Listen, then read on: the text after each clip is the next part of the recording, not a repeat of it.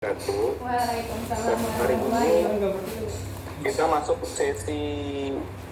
langsung sesi diskusi dan presentasi ya untuk mata kuliah PR Ethics dan sampai minggu-minggu berikutnya. Nanda, kelompoknya udah siap? Kan ada 2 kelompok ya. Nih, Be. Nanda sudah siap kelompoknya? Nanda sama siapa? Sama Isan, Ibu, sama Lina. Baik.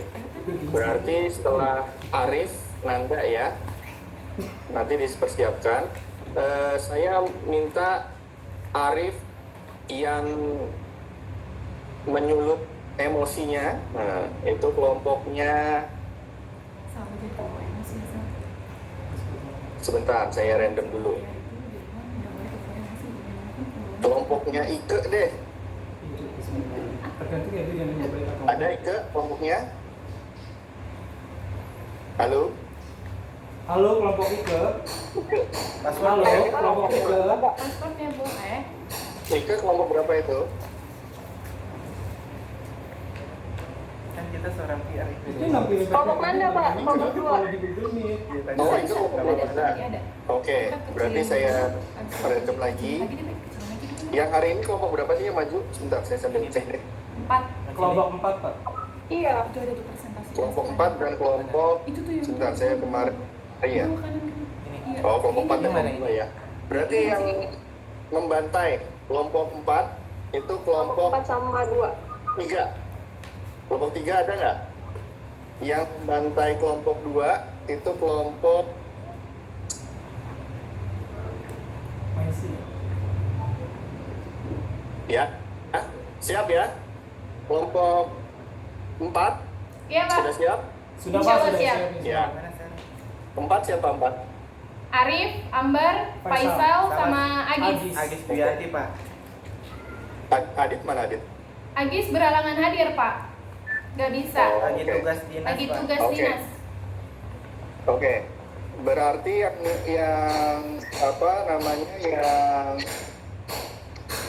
tadi yang membantai kelompok 5 ya? Kelompoknya Fakri ya.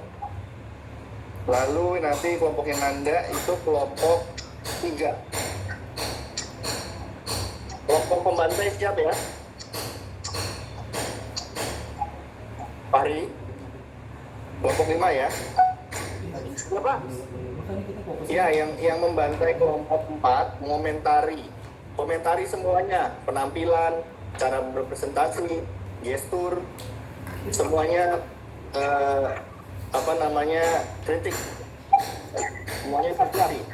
Kelompok 5 ya, siap? Kelompok 5 ada semua kan? Dia ngading-ngading lu komentar. Oke ya, jadi kelompok 4 presentasi dulu, lalu kelompok 5 saya kasih waktu buat mengkritisi. Nanti masuk ke kelompok 2, yang mengkritisi adalah kelompok 3. Kelompok 3 komplit nggak orangnya nih? Ya kita lihat ya jalannya gimana. Oke, kelompok yang Arif dulu, kita mulai. Arif, Ambar, kemudian Faisal ya. Iya Pak, ini mau kita tampilin PPT Silakan dulu. waktunya cuma 15 menit untuk presentasi. Mohon maaf, Pak, presentasinya pakai PPT ya? Terserah, pokoknya tampil profesional mungkin. Kalau misalnya Itu kreativitas kalian. Ini mau tampilin PPT. Yang lain saya mohon di mute dulu ya, selain kelompok presenter. Untuk kelompok pembantai, nanti ketika gilirannya harus mengaktifkan kamera ya. Oke, silakan. layar kita mana, Be? Bapak mohon maaf, mau tanya di layar teman-teman ada nggak PowerPoint-nya? Udah masuk. Udah masuk. Di high, nggak bisa. Udah dikecilin, di gambar. Ini udah nggak kelihatan kiranya dong. Masih kelihatan sob. Nggak bisa. Kayak tadi itu separuh, nggak apa-apa. Gimana nggak bisa? Nanti nggak bisa gitu-gitu. Nggak bisa, Pak. Oh, Sebentar ya ya. udah langsung. Ya udah. Sebentar ya, skip. Es krim. Sebentar Pak. SC. Udah. Nah kayak gini maksudnya. Nggak kelihatan. Nah, ini gimana? Iya. Bisa dibikinnya juga kayak gitu tapi tampilannya. Digedein aja nggak apa-apa. Tapi kita udah siap kayak gini ya. Udah ya. Gedein aja ya. Ya. Mau dulu itu nggak? Itu nggak? Bawahnya bawahnya. Itu yang kalian. Nih. Ya. Guys, yang nggak presentasi bisa demo. Nadia Esa. Kenapa Pak? Mohon maaf. Kenapa Pak? Nanda.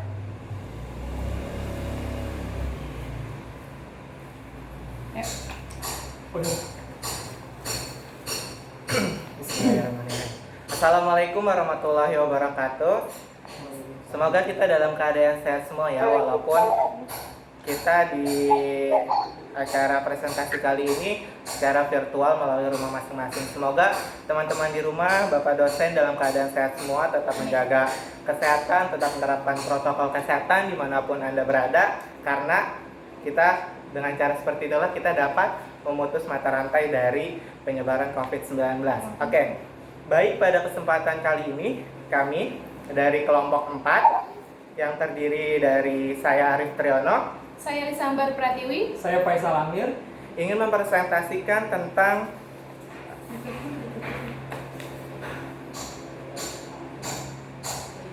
pelanggaran kode etik humas yang dilakukan oleh PT Alven Food Industry. Sebelum masuk ke situ, humas atau PR adalah suatu profesi di mana fungsi dan kegunaannya diterapkan pada organisasi pemerintahan maupun swasta. Humas atau hubungan masyarakat adalah seni menciptakan pengertian publik yang lebih baik sehingga dapat memperdalam kepercayaan publik terhadap individu atau organisasi. Nah, sebagai profesi humas atau PR mempunyai etika yang harus diterapkan atau dijalankan dan memiliki kode etik dari setiap profesinya. Nah, kita masuk ke kode etik terlebih dahulu. Kode etik yang menurut Kotler, Allen, H. Center, and Glenn, yang pada intinya artinya adalah perilaku yang dianjurkan secara tepat dalam bertindak sesuai dengan nilai-nilai moral yang pada umumnya dapat diterima oleh masyarakat atau kebudayaan. Menurut profesional, aplikasi nilai-nilai moral dalam praktiknya mengacu pada etika pelaksanaannya, membangun etika perilaku profesi tersebut idealnya sesuai dengan kode etik yang formal dan diakui secara profesional yang berdasarkan cara pelaksanaannya dan penerapan sanksi jika terjadi pelanggaran dalam prakteknya. Untuk selanjutnya, Tiara kayaknya presenting juga ya. mohon maaf Ini Pak, Tiara di saya nggak muncul presentasinya karena Tiara juga presenting. Coba boleh Tiara di off.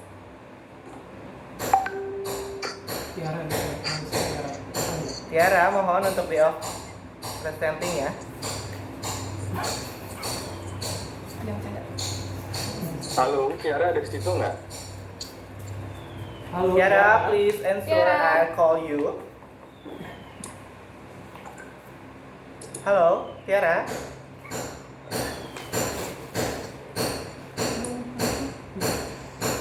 Oke, lanjut dulu aja deh.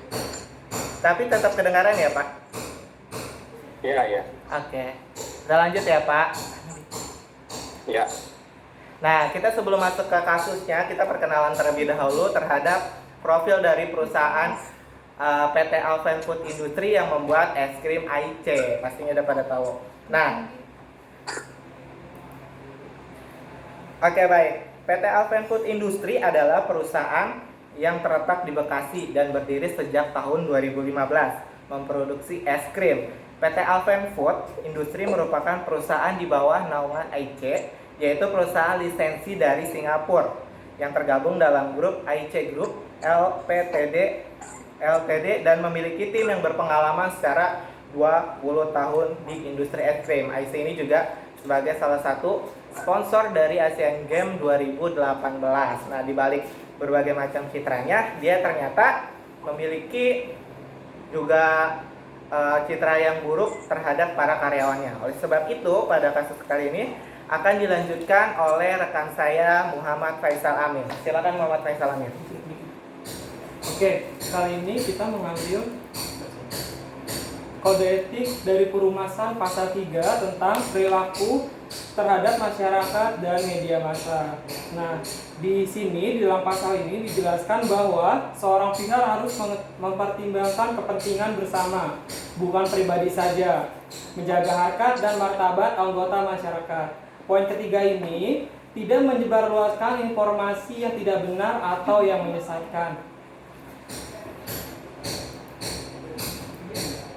Nah, di dalam kasus ini, pelanggaran yang dilakukan oleh Humas PT Alpen Food Industry, pertama, PT Alpen cenderung tertutup mengenai aksi mogok kerja. Nah, dalam kasus ini, karyawan mogok kerja itu dikarenakan menuntut hak-hak yang seharusnya didapatkan oleh karyawan PT AFI.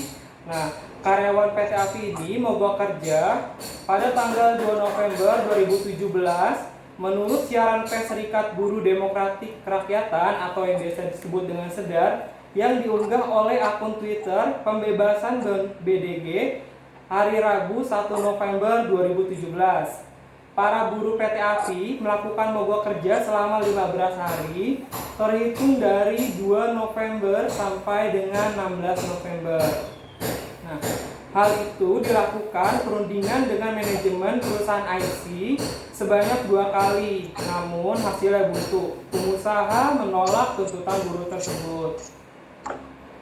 Nah, PT kasus buruh kontrak ini atau biasa disebut pekerja harian yang dibayar 3.500.000 apabila ia melakukan absennya dengan baik. Kalau mengalami sakit atau izin dan lainnya dia akan dikenakan potongan. Nah, kasus ini sebenarnya berawal dari vendor perusahaan PT AFI tersebut tidak ada kepastian pengangkatan karyawan, melainkan perpanjangan kontrak yang terus dilakukan oleh vendor PT Mandiri Putra Bangsa. Hal ini tidak disesuaikan dengan ketentuan pasal 66 Undang-Undang Nomor 13 Tahun 2003 tentang Ketenagakerjaan, Peraturan Menteri Tenaga Kerja dan Transmigrasi RI Nomor 19 Tahun 2012 tentang syarat-syarat penyerahan sebagai pelaksana pekerjaan pada perusahaan lain. Pemerkerasan Nomor 19 Tahun 2012, pekerja ahli daya hanya diizinkan 5 bidang saja. Pertama dari makanan, keamanan atau security, pertambangan, dan cleaning service. Nah, realitanya ini PT AFI tersebut industri menggunakan jasa outsourcing di bagian produksi atau operator. Yang menjadi permasalahan yang memburuk itu yaitu adanya kegiatan transaksi uang seperti administrasi dari vendor Mandiri Putra Bangsa yang mengenakan biayanya 2 juta sampai 3.500.000 untuk bekerja di PT Alpen Food Industry ini. Nah, ditambah lagi dengan adanya penahanan ijazah dari pihak outsourcing dan PT AFI Mandiri Putra Bangsa itu diberikan tanda terima oleh buruh. Artinya di sini ada penahanan ijazah. Oke, nah buruh ini tidak dapat seperti tunjangan shift, uang makan, BPJS, transportasi, cuti hamil atau cuti tahunan itu tidak ada. Dan lembur yang dilakukan dari PT AFI tersebut itu flat, tidak sesuai dengan Undang-Undang Ketenagakerjaan selama 4 tahun. Oke, nah PT AFI sendiri ini memberikan tunjangan BPJS itu Agustus 2017 setelah berdirinya Buruh Serikat. Oke. Kasusnya ini sekitar 50% tidak dilakukannya program BPJS atau tidak mendapatkan jaminan kesehatannya dari pihak PT ataupun vendor. Adapun buruh juga kerap terpapar amoniak dari ruangan pendingin dan soda api pembersih cetakan. Efek tersebut juga berdampak pada pernafasan dan gatal-gatal oleh pekerja operator PT Alpen Food Industry tersebut. Nah, Perusahaan juga menolak bertanggung jawab atas kecelakaan kerja yang menimbulkan cacat seperti yang sudah tertera di siaran berita Tirto ID mengenai kecelakaan kerja yang dilakukan oleh operator produksi.